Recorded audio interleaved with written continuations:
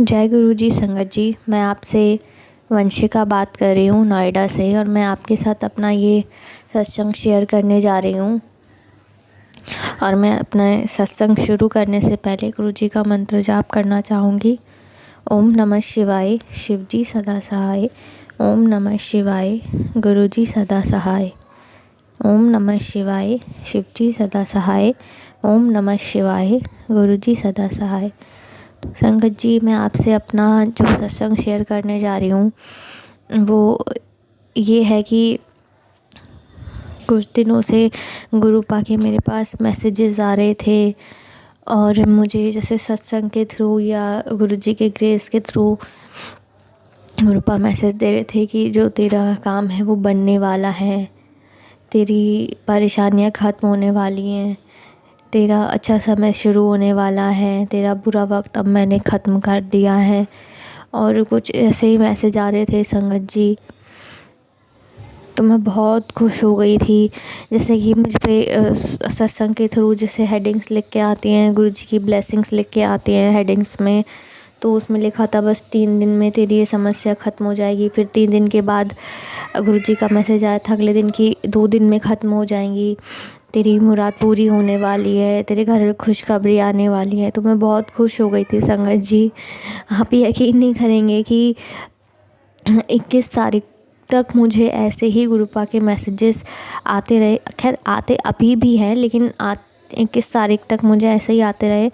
और मेरा एक बहुत बड़ा काम है जिसके लिए मैंने गुरुपा से अरदास की हुई है, या फिर ये कह लीजिए कि कोई बहुत बड़ी समस्या है इसके लिए मैंने गुरुपा से अपनी अरदास लगाई हुई है। और वो जो समस्या है, वो जो मेरा काम है, वो 21 तारीख को होना था।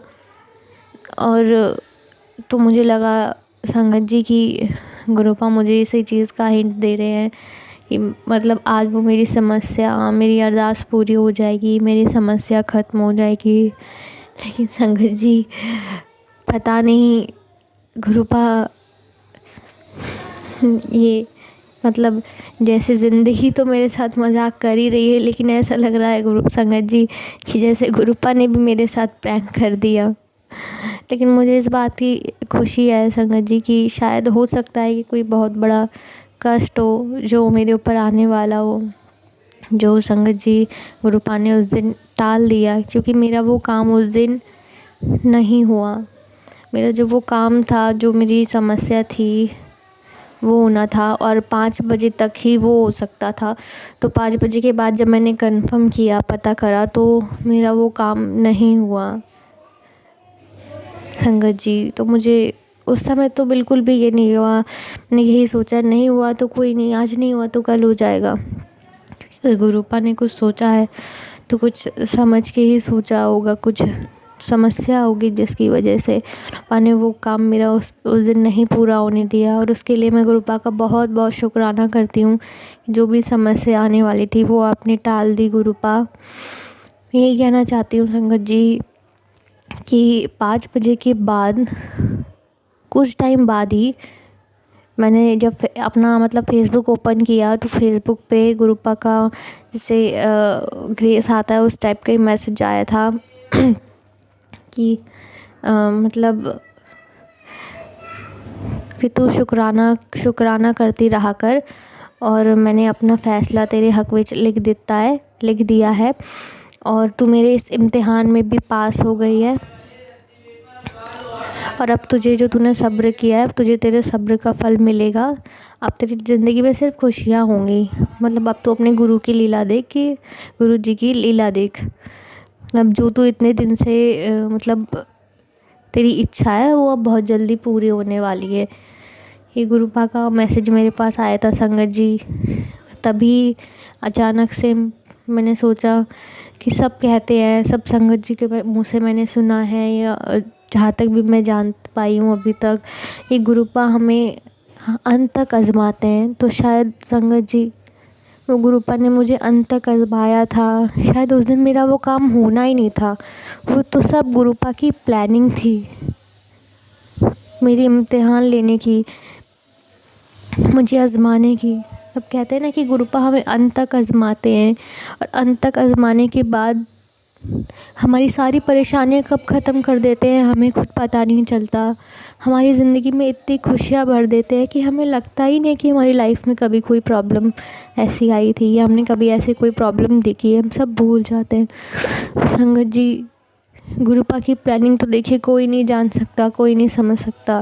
वो तो महाशिव के रूप महाशिव हैं, वो तो सब जानते हैं। उनकी प्लानिंग और डिवाइन टाइम गुरुपा ही जान सकते हैं। लेकिन जहाँ तक संगत जी मुझे लगा है, जहाँ तक मैं अपनी समझ से ही जहाँ तक मैं समझ पाई हूँ कि शायद उस दिन तो वो काम मेरा होना ही नहीं था। वो तो सब गुरुपा की प्लानिंग थी मुझे अंत तक आजमाने की। मुझे मेरी समस्या, मेरी जिस दिन का मुझे मतलब इंतज़ार था, उस दिन तक गुरुपा लेकर आए एंड तक। संगत जी, मुझे यही मैसेज आता रहा उस दिन की खुशखबरी आने वाली है, खुशखबरी आने वाली है, और मैं बहुत खुश थी। लेकिन एंड में जब मतलब 5 बजे तक नहीं हुआ मेरा काम, समस्या मेरी ख़त्म नहीं हुई, तो मुझे अचानक से एक धक्का सा भी लगा कि ये क्या हो गया। गुरुपा ने तो कहा था, पर जब गुरुपा का वो मैसेज आया ना इम्तिहान वाला संगत जी, तो तब मुझे ये समझ में आया कि आज तो शायद मेरा ये काम होना ही नहीं था। ये तो गुरुपा जो हमें अंत तक आजमाते हैं ना, तो मेरी वो समस्या का अंत दिन ही था।